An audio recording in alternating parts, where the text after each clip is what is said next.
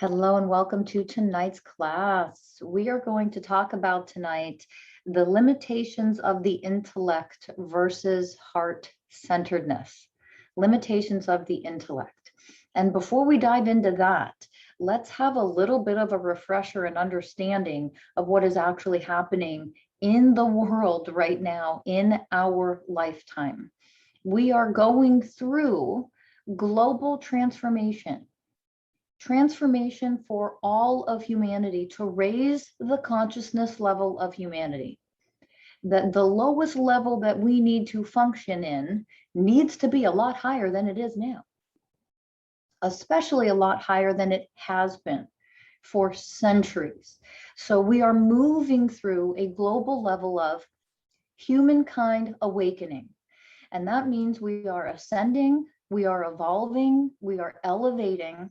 And part of what that means is we need to get out of being trapped in the mind and all the problems and limitations that come with being people, humans, beings that are anchored in mind and only mind in intellect, intellectualizing everything. Okay, this is what we're evolving out of. We are extraordinarily limited as people, as humans, when we're trapped in intellectualizing everything. Knowledge, gaining more knowledge, And that is the only way we've grown for thousands of years. We value intellect like it's a god. Like the more books you read, the smarter you are. Being intellectual. We're going to talk about why that is extraordinarily limiting. Now, hey, it had its purpose. It served a purpose for a while. All right. Do not mistake and misunderstand the teaching that somehow it means that education is bad or reading books is pointless. No. Education is priceless, but we're evolving into a different form of educating ourselves. And that involves wisdom, not just knowledge. Knowledge is not power. Whoever came up with that phrase needs to be punched in the face because it's not true. Knowledge is not power. Knowledge is a starting point. It's a starting point. It's a stepping stone. There's a place for knowledge. There is a place for learning and reading and studying and regurgitating stuff. There's a place for that. It's a stepping stone. It's a starting point. You have to start somewhere. You have to learn what letters are in the alphabet before you can learn to read, before you can write and formulate a sentence, right? You have to learn the alphabet before you can learn how to read and write. And you have to learn how to read and write before you can understand and read, say, philosophical literature. We're advancing, but we're advancing in a way where intellect needs to be shattered. It needs to take a back seat. Intellectualization is not wisdom. And this is how we're evolving as humans. We're being very challenged to evolve our level of consciousness so much so that we become heart-centered beings. That means we open up to the ability to receive wisdom, our higher souls guiding us through our everyday lives. That's what we're opening up to. That's what we're being challenged to expand into. Wise beings, not intellectual beings. We've put that stuff on a pedestal for so many centuries that it's very difficult for your mind to hear this and say, but I mean, being intellectual and reading 1,000 books and having a lot of degrees, isn't that supposed to be like what you aim for and achieve? It doesn't mean study and education and getting certifications or getting degrees is bad in any way. We are opening up to a deeper and much higher level of education than simply gaining knowledge. That's what we're doing. So understanding what the mind does, being trapped in the mind, being trapped in intellect, you have to understand the limitations of intellect. You have to understand the limitations of constantly, immediately, instantly comparing. You always have to compare and contrast. That's what the mind does. That's what your intellect does. Immediately compares things. You to someone else, that person to that person. that level of education compared to that level of education, it compares immediately. Intellect compares. And if it compares, guess what also comes with that? The programs of inferior, superior. If you're comparing things all the time, or people, you're comparing, it means you're ranking them. It means you're also running a program of judgment and you don't even realize it. You're judging what's better, what's superior, what's inferior. This is what happens when we live in the mind and intellect. When intellect is our God and our go-to instead of our heart-centeredness. So we immediately create and form programs of superior, inferior. Whether that means I'm making myself inferior because I don't know as much as you, or I'm not as well studied, or I don't have as many years of experience, so that makes me inferior. That's what the mind does. That's intellect. The mind is always comparing. Or if it's making me superior to all of you because of how much I know and how advanced I am. See what the mind does? So immediately when we're trapped in mind and we continue to live in mind, it automatically creates separation.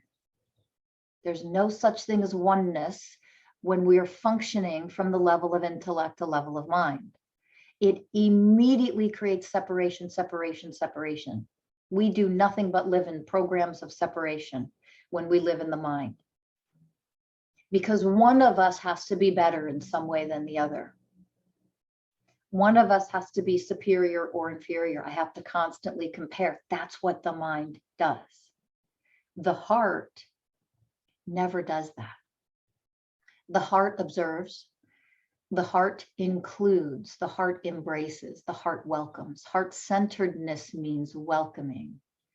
That although you and I may be different, maybe I'm a teacher, you're a student, it doesn't make you inferior. It means because we're one, you're here to gain the skills that I already have.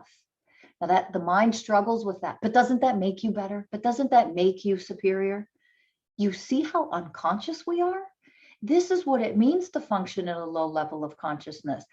Our mind will never be able to understand and grasp the concept, the divine truth, that just because, and I'm going to give an example in my mystical life coach certification program. Yeah, I'm the teacher of that. It doesn't make me superior to anybody. The mind can't grasp that. Of course, you're superior to all your students. You're the one with all the expertise and the experience. You're the one that created all this. You're the one teaching them. It doesn't make me superior. It means I have skills that you're ready to embrace. Let's do this together. I'm here to help you rise up. That doesn't make me better or superior. And the mind really struggles with that. The mind struggles with how you're not superior to a child or to an animal. Well, of course, we're superior, we're intellectual. We're superior to animals. We're the higher beings here. Anybody who's trapped in mind and thinks that still functions very low level of consciousness, you have a long way to go to wake up. That's not a put down. Mind will interpret it that way. It's not shaming. Mind will interpret it that way. It is speaking truth, though. And there's a difference. Heart-centeredness allows you to speak, learn, hear, and be in truth, divine truth. What is the truth of every scenario, every situation, every interaction? What is the truth here? The mind wants to preach and teach about my truth, my truth, my truth. Comes from nothing but ego. Let me talk about my truth. Give me a break with that crap. But the mind stays focused on, well, my truth, and my truth is this, which this makes me right, or that makes me a victim. This is my truth. Or my truth means that you're wrong. How about the truth? What is the divine truth in this scenario? And usually it means you're running programs of woundedness and projecting them onto other people and then judging them and blaming them and pointing fingers. Oh, that's the truth. Heart-centeredness allows us to see the truth and heal from it if we are running programs of woundedness. if we are running mental programs or emotional programs or behavioral programs that are very unkind and unloving. The intellect focuses on, it comes from survival. It comes from programs of survival. I need to survive, so I have to figure out how I'm going to stay alive here. Understand this, and I'm going to say this again because I really want you to hear this. Being trapped in mind functions from survival programs. I have to keep myself safe. I'm in danger. I'm in harm. I'm going to die. I could be killed. And when you function from programs that are survival programs to keep you alive, you are automatically going to run programs. These are the programs that come with survival programs: manipulation, control. If you're running manipulation programs, control programs, that also means that you're running programs like lying and even being unfaithful. All of those kinds of programs that we see in our society and in our world come from survival programs. So you learn programs generation after generation to be manipulative. Why? To get what you want in order to survive. That's why. That's where they come from. That's where those programs stem from. So a lot of this work, a lot of understanding this means when you awaken to this and you actively choose to shift yourself into heart-centered being versus someone trapped in intellect, you will heal generations of programs. Generational healing, ancestral healing is here in the core of heart-centeredness. Because all this stuff has been passed down generation to generations for thousands of years, because it's been based on survival. And to survive, sometimes we have to lie and sneak around, and we have to manipulate, because that's what keeps us alive. That's how we survive. A very strong program in wounded feminine, women who have not healed their wounded feminine, a very strong program that can be common in women who are still in their wounded feminine is manipulation. Women had to learn over the years by being so severely oppressed, violently abused and beaten, mentally, emotionally, physically raped by men. They had to learn, in order to survive and to help prevent them from being in harm, they had to learn how to manipulate. They got good at it. There are a lot of women who run those wounded feminine programs. They are master manipulators. Why do you think women learned how to use sex to manipulate? They needed to survive. They needed to prevent themselves from being killed and harmed and violently raped. So they felt like they could be in control.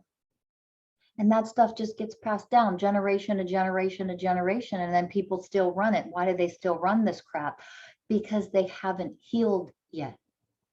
And all of these kinds of programs come from being trapped in the intellect versus a more evolved being who functions and is anchored from heart-centeredness, lives in heart-centeredness. This is the transformation of humanity that is happening currently. This is why Earth decided to ascend and is ascending from a third dimensional Earth to, currently we are a fourth dimensional Earth. Earth is fourth dimensional and will continue to ascend and raise its vibrational frequency until she becomes a fifth dimensional Earth. And that's supposed to be anchored in by the year 2032. A 20-year process to go from third dimensional to fifth dimensional Earth as a soul, Earth as a planet. And all of us humans are experiencing what it feels like for our Earth to say, I'm sick of your bullshit. You are like fleas to a dog to me in your low levels of consciousness and your wars and your fighting and your pollution and your procreating. God love, stop fucking having babies, for Christ's sake. There's too many of you. There's too much garbage. There's too much trash. You get out of the materialism. Earth has had enough of us.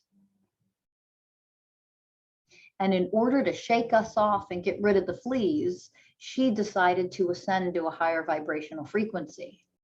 And that means your physical body cannot stay alive and survive on a planet when you function as a third vibrational frequency being, and the planet you live on is a higher vibrational frequency. Welcome, pandemics. This stuff is meant to wake people up. So here's what you see in a pandemic. Here's what you see in some kind of a crisis or emergency from people in their low level of consciousness. They're still trapped in mind and intellect. What you see, intellect creates duality. Heart-centeredness, there's no such thing. There's no duality. There's only variances and some differences that we embrace and love and learn from and grow from. That's heart-centered living. Intellect, low level of consciousness living, creates duality. It's this way or that way. It's black or white. It has to be. If you don't agree with me, that means you're against me. Wow, are we crazy? Humans are fucking crazy. And boy, are we good at projection. Projection constantly. Projection. Oh, you're not going to get a vaccine? Well, that means you never wear masks and you never respect boundaries and you are getting together all over the place with people and you never respected social distancing. I'm sorry, what? Excuse me? How the fuck do you know any of that? Oh, that's right, low level of consciousness person who refuses to grow up and evolve. You think you know the truth about everybody because you're trapped in your duality projecting bullshit. Because someone doesn't agree with you. That's what intellect does. Intellect thinks they know what everybody else is thinking and feeling, and they love to spew it out all over the place. Don't we do that to our partners a lot? Oh, you must be thinking this then. Well, you must be feeling like this. Is that why you're behaving that way? Oh, no. Trapped in intellect. That's not heart-centered living at all. Heart-centered living is I have an open heart. I'm connected to my heart space. Mind takes a back seat. I allow wisdom to flow through me. Period, end. And sometimes that means, oh, wow, you have a very different perspective. Can I learn some more? Can I understand you? I would love for you to share with, I have an opposite perspective from you, but I would love to hear from you so that I could learn more and gain a deeper understanding of where you come from. Heart-centeredness means active listening. We listen to understand. We don't act like we know it all, and we sure as hell don't think we do. In fact, heart-centered living means we know we're all a bunch of pea brains because in human form, we can't possibly open up to all the wisdom of the entire universe. We would explode. We can't have that level of wisdom, all of it. We only get it in little pieces and trickles. But when you're in heart-centered living, you are wise enough to know that. So you don't think you know it all. You know that you pretty much know nothing compared to what the wisdom of the universe is. And you are willing to open yourself up in humility to hopefully learn a little more. You see it? In humility, you know you don't know a whole lot, and that is okay. No matter how much you know, you might be a genius. You might be one of the wisest spiritual teachers on the planet today. You still don't know a whole lot compared to the wisdom of the universe. And in humility, because humility comes with heart-centeredness, you already know that.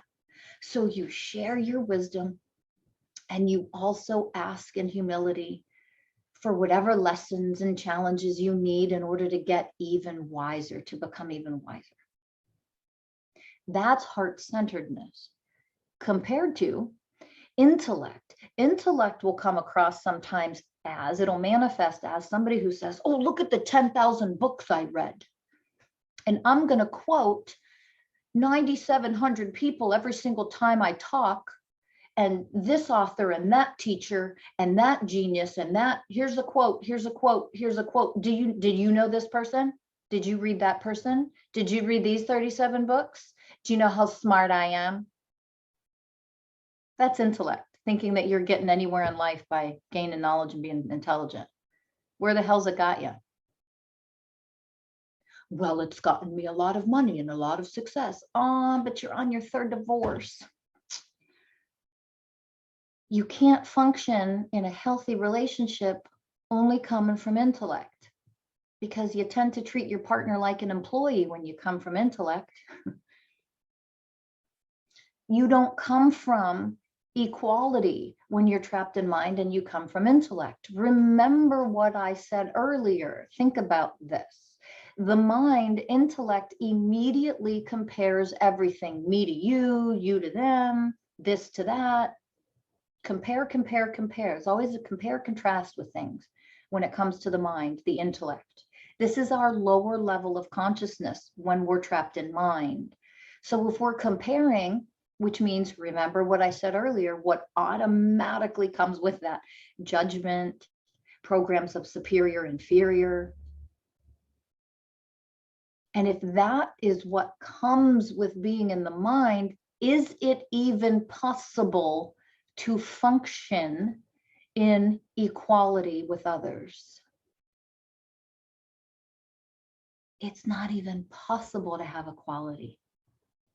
It's not even possible. You're constantly comparing and contrasting. You're constantly saying, well, my pet is less than me. We treat our pets like they're objects. Aw, your pet died. Are you going to get another one? What's it, a fucking stuffed animal? What are you talking about? Aw, your kid died. You going to have another one? Because that'll replace it. Our minds can't grasp that there is no difference between a dog and a woman and a child and a man and the bird flying outside. The intellect cannot and will never comprehend the truth in that. The intellect will judge it and say, that's fucking stupid. Oh, here we go with some woo-woo shit. That's what the intellect does. It can't comprehend. So when I say can't comprehend, the intellect, no matter how much knowledge you have, it's not wisdom. It is not the same of having wisdom. Heart-centeredness allows wisdom to start to flow through you. And when you gain wisdom through being anchored in your heart, you see every creature, every being, every person, man, woman, gender, ethnicity, whatever. It isn't that you see them as equal. You just know that we are one and there's no difference. That it is absolutely absurd and ridiculous to think somebody is inferior to you, including an animal. It's laughable. When you gain the wisdom from living in heart-centeredness long enough, you can start to laugh at the majority of the humans on the planet who actually believe in the insanity of inequality. Like, it is hilarious that we play this shit out. Humans are batshit crazy. Absolutely psychotic humans. In wisdom, when you gain wisdom through living anchored in your heart, through heart-centeredness, you cherish every being, because we are all the light manifested in a different physical form in order to have a different experience. My experience is supposed to be different than the birds flying around the trees in my yard. It's different. But we're one. We're the light. I see me in them because I see their light. I see me in you because I see your light. I see that we are all light. That's what heart-centeredness challenges you and evolves you into, being way more expansive, opening up your ability of divine sight, multi-sensory perceptions, all those psychic abilities. Organically, that stuff opens up. Why does it open up? Because the more you expand and the more you drop into heart-centeredness, the less violent you become, the less harmful you become. Things like inequality and where you practice inequality. Oh, I don't practice inequality. Yes, you do. Yes, you do. Do you think that the animal outside in your yard, digging holes in your yard, is just as valuable as your life? Or are you going to get some poison to kill it because you don't like the damn holes in your yard? Don't tell me you don't live in inequality. That is an example of where we're in our blind spot because we live trapped in mind and intellect. The more you open up in heart-centeredness, you realize we all have a place here on this planet and everything should be cherished. Everything. You do things to actually promote the health, well-being, and survival of species that we have been horrible to, that we horrifically torture, that we've been killing off. Those that are extinct and those that are becoming extinct. You don't even think twice about them. But in heart-centeredness, it is very difficult for that to not weigh on your conscience. What are you doing to contribute to it? Heart-centeredness nudges you. What are you doing to contribute to that? Aw, I won't give up dairy because the ice cream tastes so damn good. Aw, still trapped in that low level of consciousness of inequality that other beings' lives don't matter like yours does. You see it? The more you drop down into your heart center and grow the power of your light, the stronger that gets, the more you evolve. And it is as simple as that. The more wisdom then flows through and shows you the ways that you're showing up in very unloving ways and in the ways that are still a very low level of consciousness. Do not let your crazy, fucked up mind get in the way of the teaching and start judging and shaming. That's just mind. Hello, you're in mind. If anybody's offended by this, if anybody feels attacked, get the fuck out of your mind. Drop into your heart, wake up. That's your work to do. If you can't handle hearing truth and you feel offended by something, you're fucking trapped in mind. Do you get this yet? Do you see it? Your mind can't heal this. So get out of mind. Get out of it. Stop with the intellectualization. Nothing heals through mind. Nothing. The only thing that heals is connection to heart-centeredness. That's unconditional love. That is the light of source. That is your higher soul. That is the wisdom of the universe. That is sacred feminine energy. Nothing heals without that, period, end. Nothing. Thoughts, questions, comments?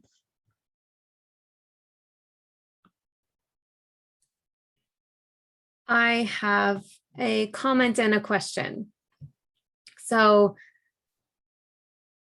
often when I do like a lot of busy work doing my job, I just naturally start to feel stressed, and I realize, oh my gosh, I'm like full blown in my head right now.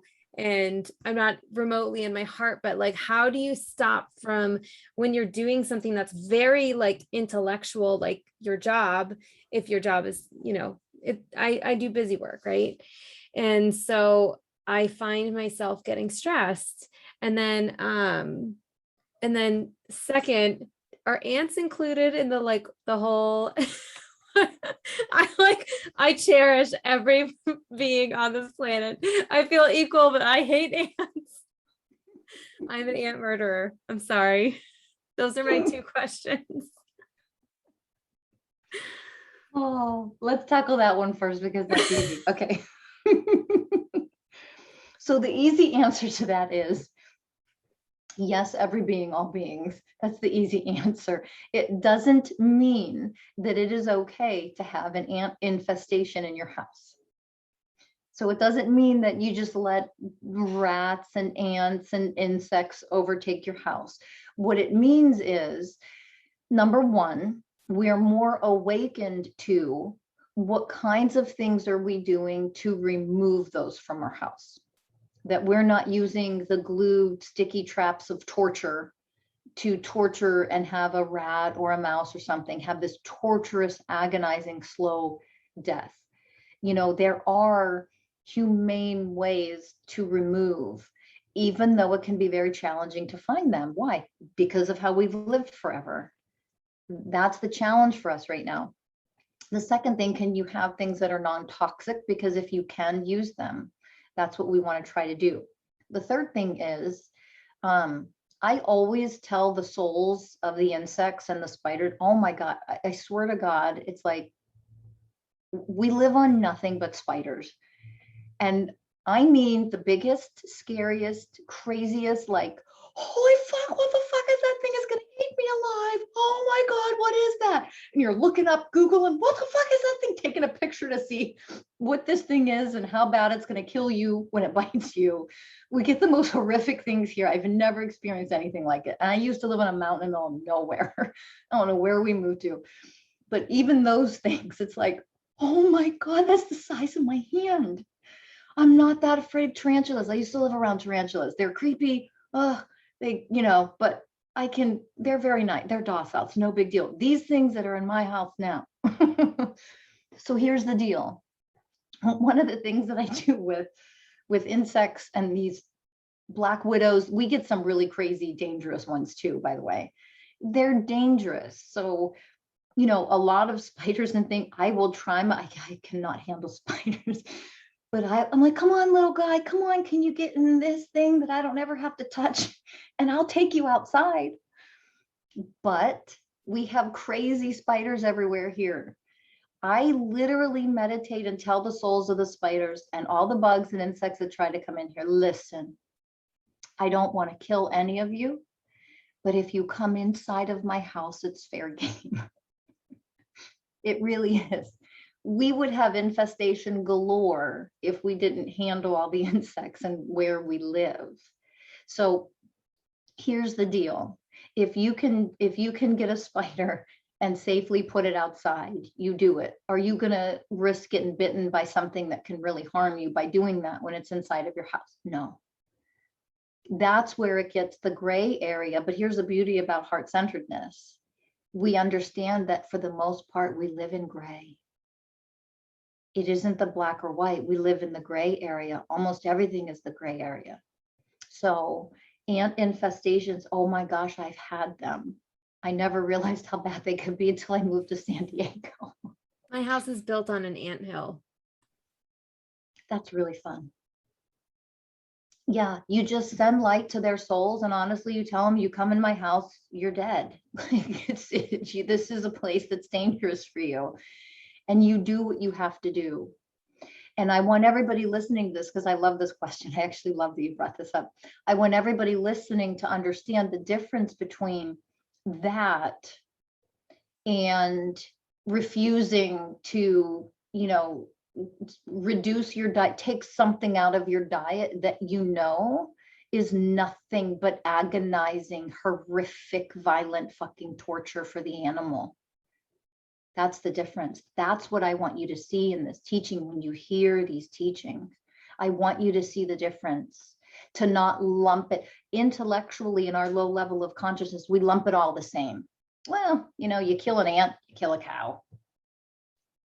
Nah, heart-centeredness allows you to see the difference in the way that we torture animals versus, well, shit, the ants are coming in. We got to take care of it because we don't want any ant infestation. You can't live like that. Being able to see the difference and doing what you need to do in certain circumstances versus, I like my ice cream. I'm not going to quit eating it.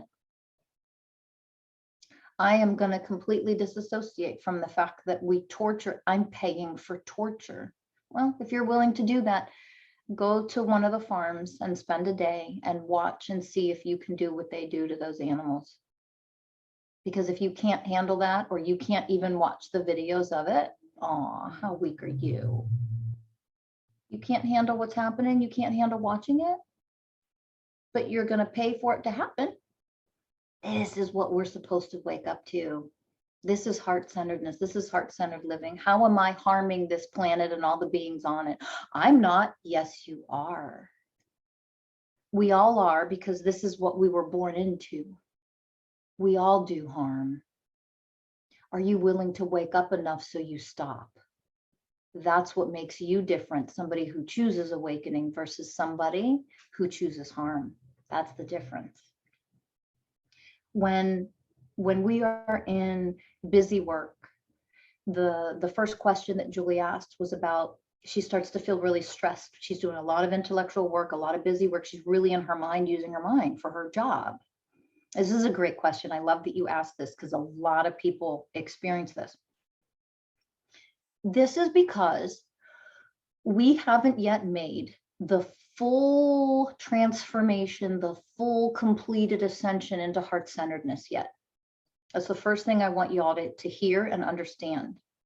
We are still in the middle of the transformation. For every human, we are still in the middle of the transformation. Okay, the Earth is 4D. There is no 5D yet. It is evolving and ascending to 5D. We are not fully, completely in 100% heart-centeredness, where that is how we function as humans. Which means for those of us who really choose to do the real work and awaken and see where we're harming, where am I harmful? I know I am. And I'm willing to drop in and heal my wounds and heal my programs and the behavioral programs that I still might run, that might even be in my blind spot. I'm willing to see it all, to see where I'm harming, so that I can change that. Okay, there's where we're at as humanity right now. The people who are willing to do the work, who are willing to heal, who are willing to transform and evolve, which means we're still causing harm, but we're healing and we're learning how to no longer cause harm. So why does that have anything to do with how stressed out I get and being totally trapped in mind when I do my work? Everything. Because we're not anchored fully in heart-centeredness yet, which means we still close off the heart and go back up into mind. And the fastest way that happens for a lot of people is when you're doing your busy work. It still happens to me with how much I do all day. Oh my God, for my business, it's psychotic. And it is a lot of intellectuals, it's a lot of busy work. It's a lot of left brain stuff that I have to do, a lot of tech stuff that I have to do. Don't love it. But I find myself up in the same way that Julie described. And it's like, oh my God, I totally detached from heart-centeredness there for a little bit. The only way to combat that, or that's not the word I want to use, the only way to truly integrate over time, to come 100% from heart-centeredness, even when you have to use left brain stuff and do left brain work, is the second you notice you're out of your heart, which also means what? Your heart closed or is closing.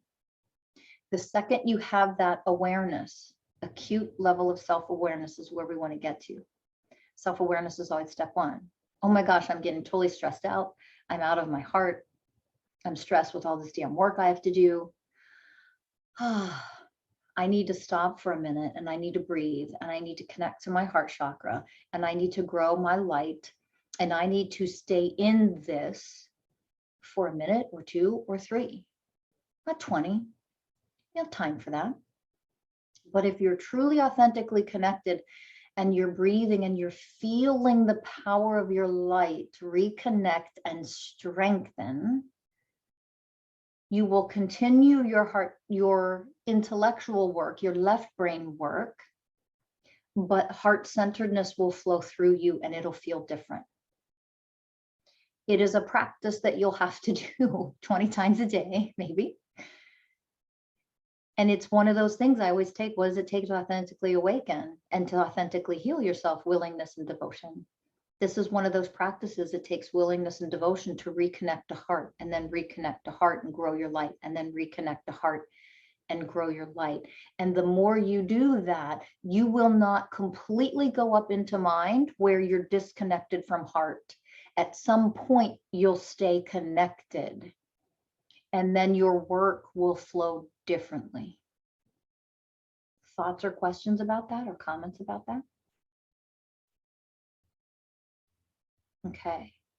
Because we're still in a transition of elevating our level of consciousness, of becoming heart-centered beings instead of trapped in the intellect, low conscious beings, then there is a process where you're not suddenly going to drop into your heart and grow the power of your light and then never be trapped in mind and have the negative side effects of being in mind, the headaches, the stress, the overwhelm. Those are all programs that come from being trapped in mind. So we have to remember to stop and pause and breathe and connect to our heart center and grow our light and be in that frequency, in that energy for a couple of minutes at a time. And from that space, that feels better. And now I'm going to do my damnedest to stay connected to that while I move through the work that I have to complete for the day. And it doesn't mean that suddenly, instantly, you'll never feel stressed or overwhelmed or get a headache from doing all the work. It means that will go away over time the more you integrate anchoring into heart-centeredness. So it is a bit of a process. But if you're willing to do that, it is a process that you can complete. So, does anybody else have any thoughts, questions, or comments about anything so far?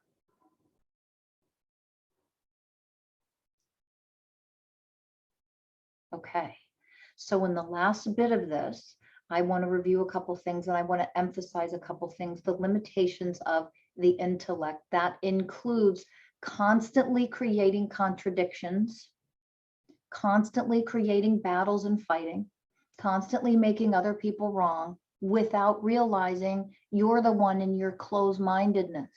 The intellect only has the ability to see things one way, tunnel vision. This is it. Here, research proves it.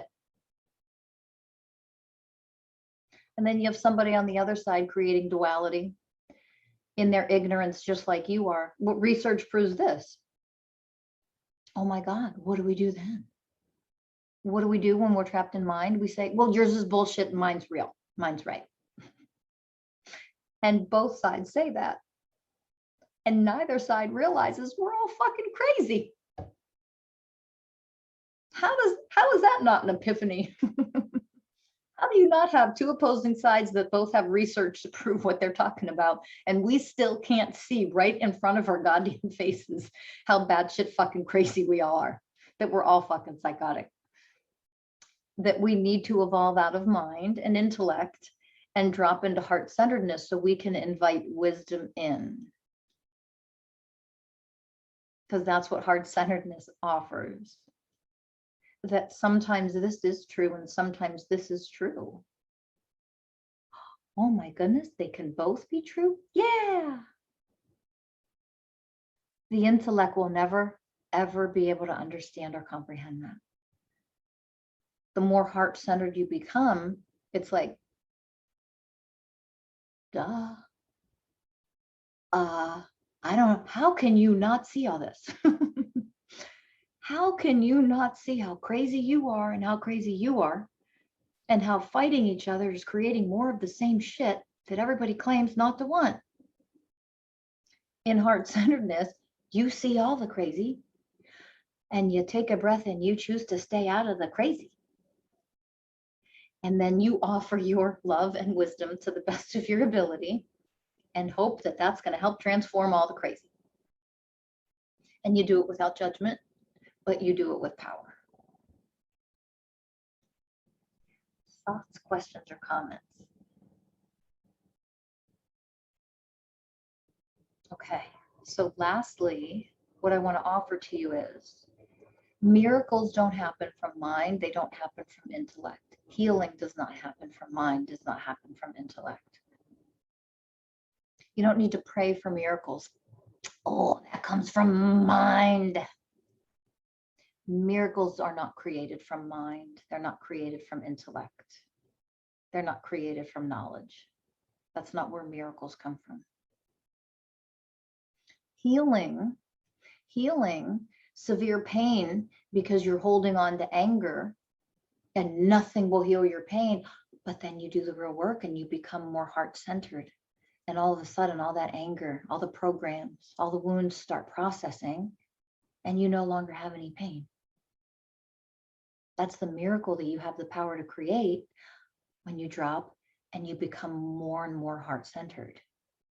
You don't need somebody outside of you to create that miracle for you. You may need a teacher to guide you to teach you how to do it, but you have the power to do it. You might not have the skills, the tools, the knowledge right now. The wisdom might not be flowing through. That's okay.